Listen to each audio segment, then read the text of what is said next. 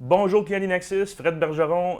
Aujourd'hui, je vais vous montrer comment créer des fonctions programmables de contrôle d'ascenseur. L'utilisation de ça pour nous, en fait, c'est avec la plateforme ICT Protégée WX, mais on peut aussi faire les mêmes procédures avec la plateforme ICT GX.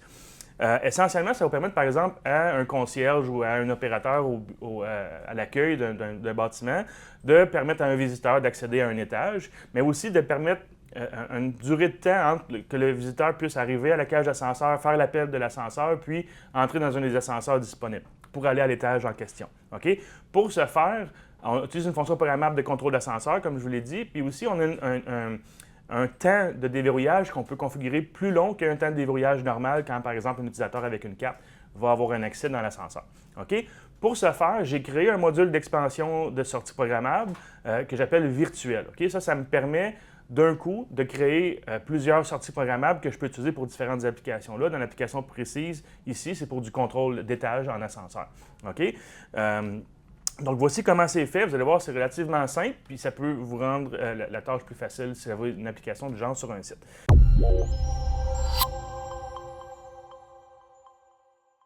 Donc, à partir de la page d'accueil, la première chose que j'ai faite, on a déjà couvert ça dans d'autres formations, mais essentiellement ici, je suis allé dans la section pour le guide pour la création de modules, puis j'ai simplement ajouté manuellement un module d'expansion de 8 sorties programmables. OK? Donc, si je vous montre, si j'annule cette section-là maintenant ici, expansion de sortie, vous allez voir ici que j'ai coché l'option virtuelle. Le mode virtuel, ce que ça fait, c'est principalement deux choses. Ça me permet de créer un module, mais de ne pas avoir les notifications comme de quoi le module est hors ligne. OK? Et aussi, ça empêche qu'un technicien plus tard aille sur le site puis prenne un module de sortie programmable à l'adresse 1 puis le mette en ligne sur le bus de communication du contrôleur. Si on fait ça, le module en question va montrer une adresse déjà utilisée. OK? Donc, ça évite les troubles, aussi des conflits de programmation, etc. OK? Donc là, j'ai déjà mon système d'ascenseur fonctionnel. J'ai créé un module de sortie programmable pour avoir des sorties programmables disponibles. Fait que si je vous montre dans la section des sorties, vous allez voir ici que j'en ai une que j'ai nommée déverrouillage étage 1. OK? Donc ça, c'est la sortie que l'opérateur va contrôler pour débarrer l'étage 1 à un visiteur pendant X nombre de secondes. Ça, on va pouvoir le définir tantôt. OK? Fait que ça, c'est vraiment quelque chose qui est nécessaire. Ensuite, ce que j'ai dû faire ici, j'ai créé un groupe d'ascenseurs avec mon ascenseur numéro 1. Dans le système ici, évidemment, j'en ai juste un. J'ai aussi, dans programmation, créé un groupe d'étages avec l'étage 1 seulement. On pourrait mettre plusieurs étages. Dans ce cas-là, il y a plusieurs boutons d'ascenseur qui vont devenir disponibles quand l'opérateur donne accès.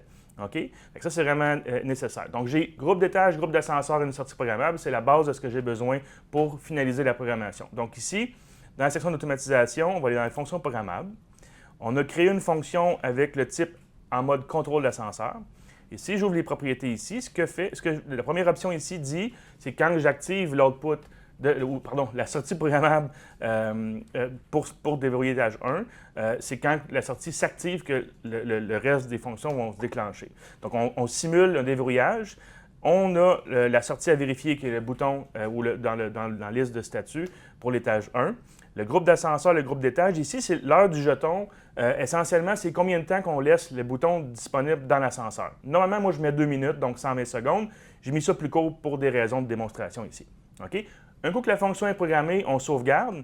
Et là, il faut aller dans la section surveillance et fonctions programmables. Par défaut, elle va être arrêtée. Là, je suis déjà en mode fonctionnement. Si on veut la démarrer, on clique ici, puis on la démarre. Si on a des changements à faire parce que vous avez fait une erreur de programmation ou quoi que ce soit, on l'arrête, on fait les changements, après ça, on la démarre. C'est un peu comme une partition qu'on doit désarmer avant de modifier. OK? Maintenant que la fonction est créée, on va dans la page de surveillance pour les sorties programmables. Ici, par exemple. On a ici le déverrouillage étage 1. Ce que je fais toujours, on l'active pour un temps de 5 secondes.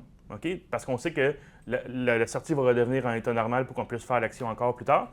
Dans la page de surveillance, maintenant, on va voir l'activation de la sortie programmable et le déverrouillage de l'étage 1.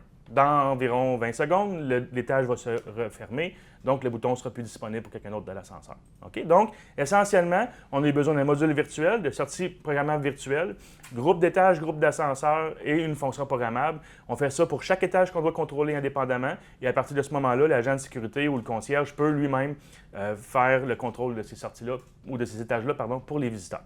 OK? Encore une fois, c'était la plateforme WX de ICT. On peut le faire aussi avec le GX. Synaxis est le distributeur canadien des produits ICT pour vous. N'oubliez pas d'aimer la vidéo, de souscrire au canal pour avoir une notification quand il y a des nouveaux vidéos disponibles. Et puis, si vous avez besoin de rejoindre l'équipe de support technique ou de vente, vous pouvez les rejoindre à partir du site d'Inaxis.com. Encore une fois, Fred Bergeron d'Inaxis. À bientôt.